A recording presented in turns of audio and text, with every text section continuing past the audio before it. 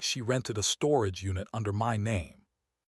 The first red flag wasn't red. It was a 6-digit code sent to my phone while I was waiting for coffee, a hummingbird of a notification that read, "Parcel Locker OTP for Unit 47, 613,829, expires in 10 minutes. I don't rent parcels. I don't rent lockers. I rent my patience to a logistics company for 8 hours a day and buy it back with takeout at night." I almost ignored it until I noticed the footer, Vault and Carry Self-Storage Contract Holder, A. Kovach. I am A. Kovach. I did not sign a contract. Across from me, 2 students tried to break an almond croissant into equal parts like justice. The barista shouted names with the optimism of a theater kid. I opened the message to look for the scam and found my wife instead.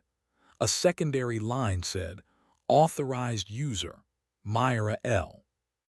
A memory opened. Last month, our building's doorman had complained about the package room backlog. Myra, efficient even when she's bored, had said, "We should rent a little space for seasonal clothes, the old projector, your ski boots you never use." I said, "After the audit," which is what I say when I mean not yet and possibly never. She hadn't argued. She nodded the way you nod when you've already found the answer. My thumb hovered over call. Then I did what I do for a living. I followed the route. Vault and Carry lives in a strip of the city where car washes and florists pretend not to hate each other. The storefront is glass and sunflower yellow, the color of false cheer. Inside, a woman with a haircut that could manage a coup looked up from a screen and smiled like this was the first problem she'd seen all day that wasn't sticky tape. "Can I help you?" she asked. "I got an OTP for Unit 47, I said. "Contract holder is me, which is exciting because I don't remember lending myself to you." She typed with polish. "You are indeed the contract holder," she said after a beat. "Signed electronically 2 weeks ago, paid quarterly." She turned the screen slightly as if to share a sunrise. The signature block showed my name in startled italics. The billing card belonged to our joint account. The access picture was a head-and-shoulders shot of Myra, hair up, eyes honest, my favorite version of her that ruins me because it's the one she wears when she intends to behave. "We text a code every time someone opens the parcel locker attached to a unit," the manager explained. "Two-factor, safety. The text must have routed to you because you're the primary." "Who was the secondary last time?" I asked, and the woman glanced at a line of recent access logs. "Myra," she said, "and a courier named Roman K 2 minutes apart. He's on the authorized list. Would you like to revoke?" "Not yet," I said, because revenge is a blunt instrument and I was still pretending to be a surgeon. The manager handed me a little gray fob and a map of corridors drawn with the optimism of someone who believes in tidy rectangles. Unit 47 lived down a bright hall that smelled like cardboard and someone else's decisions. The parcel locker, an industrial dresser with too many drawers, pulsed a polite green. I keyed the code. A door popped with a sound that would be satisfying if it didn't feel like I was opening my own chest. Inside sat a flat garment box tied with black ribbon. The tag read, "For Dasha's Gala." The handwriting was Myra's, fast, pretty, decisive. I lifted the lid the way you lift a memory you're not sure you deserve. Tissue paper. A dress in the kind of red you don't wear to be reasonable. Under that, a resealable envelope with a print receipt. 2 nights at the Meridian Riverview package rate including late checkout and artisan breakfast. The purchaser, KOROLSTUDIOS. I'd seen that logo before, on a folio left by our door, on a credit line beneath a rendering of a building where all the windows looked expensive and unhappy. A folded note rode on top like an afterthought. It was addressed to M in the handwriting of a man who takes his time opening doors because he likes the sound. I shouldn't have read it. I read it. For when you are brave, it said. For when you want to be seen and not catalogued. R. R could be anyone. It's always that way until it is. I put everything back exactly as I'd found it. The way you touch a sleeping child's hair and then pretend you didn't. I closed the locker and leaned against the cold metal, as if cooling my back could cool the part of my life that had started to run. On the way home, I rehearsed generous sentences. "Did you rent a storage unit? I love you," was my favorite. It died as soon as I pictured her lifting her chin. We've been married long enough to have a choreography. When we argue, we do it in 2 acts. First, a conversation for the jury of our better selves. Then the aftertalk on the floor where the rug leaves imprints on our elbows and the truth is less pretty but more useful. Myra was on the sofa when I came in, laptop open, headphones looped like a necklace. She paused whatever music was being kind to her and looked up with a grin people go to gallery openings to feel. "Dinner," she said, pointing with her nose to the kitchen where the smell of garlic had been working for us without complaint. "Gala," I said, and watched the grin do quick math. She stilled, turned down the heat, set the spoon down with reverence as if we were burying something. "Okay," she said. "Which part?" "The part where Unit 47 sent me an OTP while I was auditioning for a cup of coffee," I said. "The part where there's a dress for Dasha and a receipt from a studio that builds cathedrals for feelings. The part where R bought 2 mornings." Her mouth moved through a few possible words and selected a better one. "Come sit," she said, and for once I didn't resist the hospitality of our own kitchen. We sat across from each other like negotiators on the last day of a ceasefire.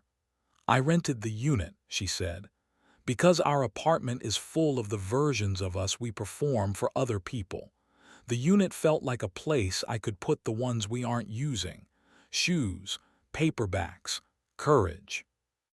"And R?" I asked, because cruelty is asking for the name when you already know the initial.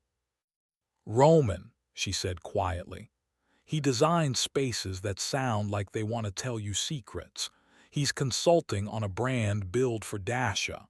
I met him in a room where the ceiling kept pretending to be the sky. He listens like he invented the verb." "Did you sleep with him?" I asked. The question sat between us like a decent knife. "Twice," she said, and I appreciated her lack of theater even as it lit a match to my nerves. "Once 3 weeks ago, once last week, both times because I thought I could visit a version of myself with no consequences. I brought the dress to the unit because I didn't want it to breathe the same air as our closet until I decided whether it belonged to us or to the person I was practicing." "You put it under my name," I said. "I put us under it," she answered, "because even when I'm lying, I'm not very good at predicting logistics. We are talented people when it comes to surviving a conversation. We took breaths like ration cards." She reached across and set her fingers on my wrist. "I know the body count of secrets," she said. "I know the scar. I wanted something I couldn't order off a menu with impeccable taste. I wanted heat without a presentation." "I arrive with presentations," I said. "You arrive," she replied, gentler than I deserved. "You always arrive. Sometimes you arrive like furniture." I laughed once because sorrow doesn't know what else to do when it's just been insulted by accuracy. I pictured Unit 47, the ribbon, the dress asleep, and pretending to be innocent. I pictured Roman, hands touching models and women with the same respectful hunger. I pictured the receipt for 2 mornings and felt a pettiness so clean it almost looked like virtue. "I want 30 days, I said, because my courage never learns a new number. No storage unit, no river view, no men who think the world is a room and they built it. 30 days where our apartment is the brave place. At the end, you tell me if you still need to rent space in someone else's life." She nodded slowly, as if something inside her had been expecting exactly that shape of yes. "And what do you put on the table?" she asked. "I stop saving desire for when the dishes are done," I said. "I stop treating you like a shipment I'm afraid of denting. I say now while the word means heat, not promise. I get there before the cool comes back." We ate the garlic like prayer. We stood in the doorway like conspirators. She put her hands flat on my chest and said, "Do you want me now?" "Not always." "Now." "Yes," I said, and we kissed with the kind of intent that makes the sofa understand it is furniture in a holy building. It wasn't acrobatic. It was specific. The kind of touching you can show on YouTube without apology and still make the neighbors hear the sincerity in the walls. When we were quiet again, the room felt better behaved. Our house has liked us more lately, when we remember how to make it earn the rent. In the morning she texted Roman something I will never ask to see. He replied with a single line, "You were exceptional." She put her phone down and said, "I don't want to be exceptional. I want to be home." We blocked his number because we're not saints. We're people trying to keep the weather inside. I didn't cancel the storage unit. I moved our old projector there, my stupid ski boots, a box of t-shirts from the year I thought band merch counted as a personality. I stood in the hallway and looked at the garment box and the red that had almost been a confession. I slid the dress out, folded it into a grocery bag, and brought it home. I didn't burn it. I didn't make a speech. I hung it on the back of the bedroom door and left it there like a question mark we were smart enough to remove from the caption. That night, she touched the fabric with careful fingers and said, "It belongs to whoever I am when the lights are off and you say my name." We made a habit out of not renting our courage to other rooms. On Tuesdays, we met in our kitchen at odd hours just to kiss until the pasta complained. On Thursdays, I came home early with Peaches because she once said the worst thing about adulthood was that no one cuts you fruit when you've had a day. On Sundays, we left the phones in the dresser like feral pets and used our mouths for other things. I built shelves in the hallway and she watched, legs tucked up, eyes making me better at measuring than the tape did. 2 weeks in, Dasha's gala arrived like a glittering dare. Myra took the red dress down and tried it on. It made the apartment turn into a witness. She stood in front of the mirror and turned once, then looked at me in the glass. "If you hate it, I'll wear black," she said. "I want to be the person this dress comes home with," I answered. She smiled with her whole face, the way she did when we were still new and terrible at pretending we didn't deserve what we wanted. At the gala, Roman was there, of course. Men like that always are at rooms designed to applaud themselves. He saw us and had the decency not to approach. Later, when I went to get drinks, he stepped into my path and nodded once like a man acknowledging a weather pattern. "You kept her," he said without wanting credit. "She kept herself," I said. "I'm the place." He lifted his glass like a toast to a city no one can own and stepped aside. On day 30, I unlocked Unit 47 and emptied it. The ribbon, the tissue, the dresses box now flat and a little embarrassed. At the bottom of the locker, stuck under a lip like a memory, was a Polaroid I hadn't taken. It showed a corner of the Meridian's balcony, river like a silver answer, the edge of a man's wrist in a watch too confident for the hour. On the back, in Myra's hand, a line. "I thought I had to go somewhere else to be seen." I took it home. I put it on our fridge with a magnet shaped like a fig. I left it there on purpose because shame is less powerful once you laminate it with ordinary air. That night she found it, pressed her thumb over the watch in the picture and said, "Throw it away." "After it finishes its work," I said. Its work was simple. to remind me that models are not buildings, that rooms where people practice being alive will always exist, and that my job is not to outlaw them, but to make ours into one. We renamed the storage unit on the app to Overflow Hope. We kept it because we are practical and romantic in equal measure. It now holds things too tender for donation. The blanket her grandmother knit in a color we both hate. The tripod I swear I'll use when I learn to film us beautifully. The box with our wedding place cards written in a bartender's overdue rent. Sometimes, when we fight, I go there to miscount the shelves until I miss her enough to be useful again.